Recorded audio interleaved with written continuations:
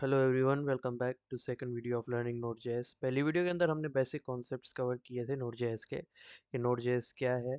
Basically ये server side में run होती है और यूज़ जावास्क्रिप्ट ही होती है, लेकिन यूज़ करती है वी8 इंजन। वी8 इंजन क्या करता है, वो मशीन कोड में लैंग्वेज को कन्वर्ट कर देता है। तो नोड.जेएस के अंदर हम सर्वर भी बना सकते हैं। हम नोड.जेएस के अंदर सर्वर को लिसन करके उसकी जो रिक्वेस्ट की बॉडी है उसको हम एक्सेस कर सकते हैं, हम रेस्पॉन्सेज सेंड कर सकते हैं। लेकिन ये सब करने के लिए हमें कुछ स्टेप्स फॉलो करने पड़ते हैं। तो वो स्टेप्स हम फॉलो करेंगे, वो सीखेंगे। लेकिन यूज़ क्या होगी, नॉर्मल जावास्क्रिप्ट लैंग्वेज ही यूज़ होगी, लेकिन नए मेथड्स के थ्रू। तो मैं नोड जेएस के अंदर यहाँ पर एक फ़ाइल बनाता हूँ app.js। अब ये एक नोड जेएस का एप्लीकेशन है, ठीक है।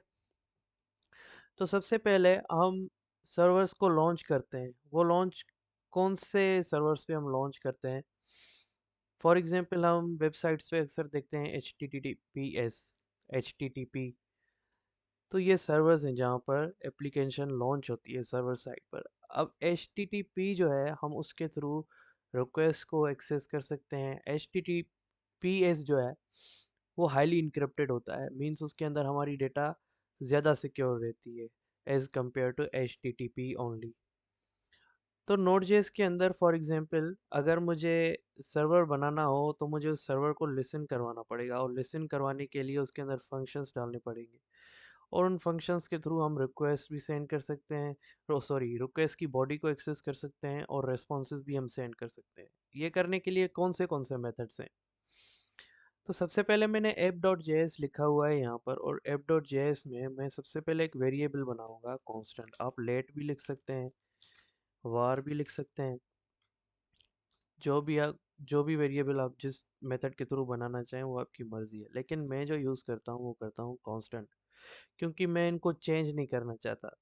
होता तो सारी एप्लीकेशन में यही है। तो मैं इसको नाम देता हूँ HTTP इक्वल टू। अब नोड.जेएस के अंदर एक और मेथड है जो ग्लोबली मौजूद है। आप ये मेथड नोड.जेएस की किसी भी एप्लीकेशन के अंदर यूज़ कर सकते हैं। वो है रिक्वायर। मीन्स मुझे रिक्वायर करना है, यहाँ पर हम देंगे,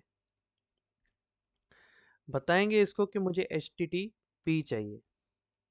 अब HTTP क्या है? बेसिकली ये एक ग्लोबल मॉड्यूल है जो नोड.जेएस के अंदर मौजूद होता है, जो नोड.जेएस खुद ही हमें प्रोवाइड करता है। अब हम खाली HTTP एक्सेस करेंगे, तो अगर वो इसी फाइल में हो तो वो हम कैसे करेंगे? फॉर एग्जांपल यहाँ पर एक फ़ाइल बनी हुई है, सॉरी, मैं इसको http.js लिखता हूँ कि इसके अंदर सर्वर है, इस सर्वर के अंदर ये फंक्शनैलिटीज़ हैं, मुझे इसको एक्सेस करना होगा।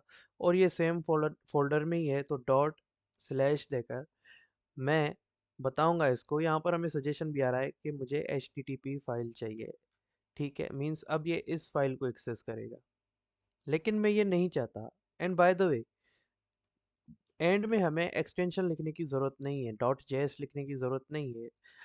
ये जावास्क्रिप्ट खुद ही एक्सेस कर देता है, इसको एक्सटेंशन ऐड कर देता है बिहाइंड द सीन्स। लेकिन मैं चाहता हूँ मुझे ये HTTP नहीं चाहिए, मैं इसको कर देता हूँ डिलीट। हम क्या चाहते हैं, मुझे नोड जेएस का मॉड्यूल चाहिए। तो हम खाली यहाँ पर HTTP डालेंगे, ना कोई इसके अंदर एक्सटेंशन देंगे, ना कोई डॉट स्लैश देकर इसको बताएंगे कि इसी फाइल के अंदर ये वाली फाइल एक्सेस करो। तो वो हम नहीं करेंगे, हमें सिर्फ मॉड्यूल चाहिए। मैंने मॉड्यूल को HTTP के थ्रू एक्सेस कर लिया है। अब मैं क्या चाहता हूँ, मुझे एक सर्वर बनाना है। ठीक है भाई, सर्वर बनाते हैं। मैं यहाँ पर लिखता हूँ HTTP डॉट। अब डॉट क्या है? डॉट के थ्रू हम उन मॉड्यूल्स के अंदर जो मेथड्स हैं उनको एक्सेस कर सकते हैं।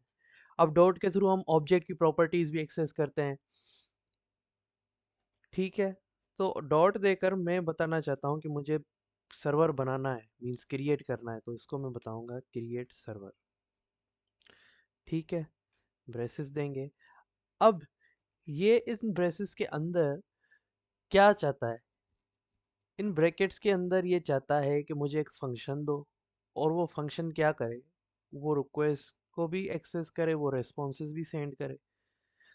तो अगर इसको फंक्शन चाहिए तो हम फंक्शन कैसे बनाते हैं? यहाँ पर मैं लिखता हूँ फंक्शन और मैं इसको लिखता हूँ रिक्वेस्ट हैंडलर। ठीक है। अब ये फंक्शन जो है दो पैरामीटर्स एक्सेप्ट करता है। सबसे पहले हमें लिखना है रिक्वेस्ट और दूसरा है रेस्पॉन्स। अब इसके थ्रू हम रिक्वेस्ट और रेस्पॉन्सेज सेंड और या रिक्वेस्ट बॉडी के थ्रू बॉडी की जो डेटा होती है उसको हम एक्सेस कर सकते हैं। वो हम कैसे करेंगे? कंसोल डॉट लॉग रिक्वेस्ट, इसको खाली रिक्वेस्ट को ही हम कंसोल करवाते हैं। इसके ऊपर मैं यहाँ पर टर्मिनल खोल देता हूँ। ठीक है, ये बन गया हमारा यहाँ पर फंक्शन। ठीक है, अब मैं चाहता हूँ सर्वर बनने पर ये फंक्शन एग्जीक्यूट हो, तो मैं क्या करूँगा, इसके अंदर पास करूँगा उस फंक्शन का नेम रिक्वेस्ट हैंडलर। ब्रैकेट्स नहीं देनी, फंक्शन को कॉल नहीं करना, उसको पॉइंट करना है कि सर्वर बनने पर ये वाली चीज़ एग्जीक्यूट हो। अब मुझे इस एप्लीकेशन को रन करवाना हो, वो मुझे कैसे करना होगा? मैं यहाँ पर जाऊँगा, ये जो फाइल है app.js, इस फाइल का एक्सटेंशन के साथ नाम लिखना है। ठीक है, नोड app.js, इसको एंटर करूँगा। यहाँ पर तो कुछ नहीं हुआ। क्यों कुछ नहीं हुआ? सबसे पहले हमें सर्वर को लिसन करवाने के लिए पोर्ट की ज़रूरत होती है, तो हम पोर्ट बनाना है कि इस HTTP को बताना है कि भाई इस पोर्ट पे ये सर्वर लिसन करे। बाय द वे, मोस्टली जो फंक्शन है ऐसे ही बनते हैं, लेकिन हम यहाँ पर जो फंक्शन बनाएंगे वो होगा एनोनिमस फंक्शन। ये इस मेथड के थ्रू भी आप डेटा एक्सेस कर सकते हैं, रिस्पॉन्सेज सेंड कर सकते हैं, जो मैंने यहाँ पर ये वाली मेथड लिखी हुई है। लेकिन मैं चाहता हूँ कोई और एडवांस्ड टेक्निक जो हो, निंजा टेक्निक, वो हम यूज़ करें। तो इस ब्रैकेट के अंदर मैं एनोनिमस फंक्शन बनाऊंगा। अब एनोनिमस फंक्शन क्या होता है? ये एक ब्रैकेट्स चाहता है और उसके अलावा हम एरो बनाते हैं और फिर ब्रेसेस दे देते हैं। सब कुछ सेम होगा प्रोसेस, इसको रिक्वेस्ट भी चाहिए होगी, इसको रेस्पॉन्स भी चाहिए होगा। ठीक है, यहाँ पर मैं कंसोल करवाना चाहता हूँ डॉट लॉग रिक्वेस्ट। ठीक है, अब इसको भी हम स्टार्ट करके देखते हैं। इस मेथड के थ्रू कुछ नहीं हुआ क्योंकि हमने सर्वर को नहीं बताया कि कौन से पोर्ट पर लिसन हो और क्या हो। app.js, ठीक है, देखा कुछ नहीं हो। हम क्या करेंगे, इसको कर देंगे कांस्टेंट के अंदर बंद। अब कांस्टेंट के अंदर क्यों बंद कर रहे हैं? हम इसको करेंगे ना क्योंकि ये रिटर्न करता है एक सर्वर। ये जो फंक्शन है ये रिटर्न करता है एक सर्वर। मैं चाहता हूँ ये सारा सर्वर जो है एक वेरिएबल के अंदर बंद रहे। अब मैं इस सर्वर को बताना चाहता हूँ सर्वर डॉट लिसन, सुनो 3000 पोर्ट पे ये वाली चीज़ एग्जीक्यूट करो। अब मैं इसको app.js करूँगा। ठीक है, तो इसके अंदर हमारे पास, सॉरी, मुझे नोड app.js लिखना है।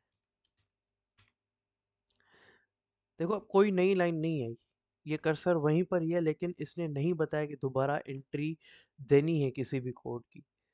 अब हुआ क्या है, यहाँ पर तो कुछ कंसोल में नज़र आया नहीं है, तो हम उस सर्वर को ओपन करेंगे। अब मैं चाहता हूँ यहाँ पर गूगल खोलूँ। ठीक है, गेस मोड में जाते हैं और लोकल होस्ट /3000 लिखते हैं।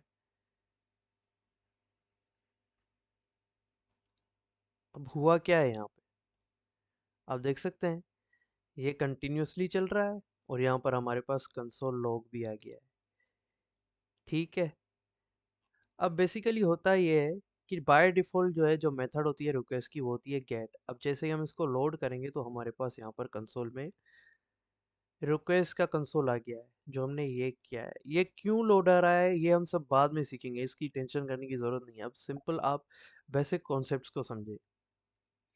ये सारी कंसोल की डिटेल आ गई, तो इसके थ्रू हम सर्वर को लिसन करवाते हैं और रिक्वेस्ट और बॉडी की जो चीज़ें हैं उनको हम एक्सेस करते हैं, डेटा जो फॉर्म के थ्रू हम सेंड करते हैं एक फॉर्म के थ्रू दूसरे पेजेस में, और रेस्पॉन्सेज को सेंड करते हैं। अब यहाँ पर हमारे पास कुछ नज़र क्यों नहीं आ रहा? वो इसीलिए नज़र नहीं आ रहा क्योंकि मैंने इस फंक्शन को बताया ही नहीं है कि क्या रेस्पॉन्स जाए। अभी तो हम खाली रिक्वेस्ट को देख रहे हैं और रिक्वेस्ट के अंदर भी कोई बॉडी के अंदर कोई डेटा है ही नहीं, हमने तो खाली लिसन करवाया है। तो आज के लिए इतना ही है। इन कॉन्सेप्ट्स को समझें। मज़ीद जानने के लिए आप जाएं नोड जेएस की डॉक्यूमेंटेशन पढ़ें, अगर आप ज़्यादा इंटरेस्टेड हैं इनकी थ्योरीज़ के लिए।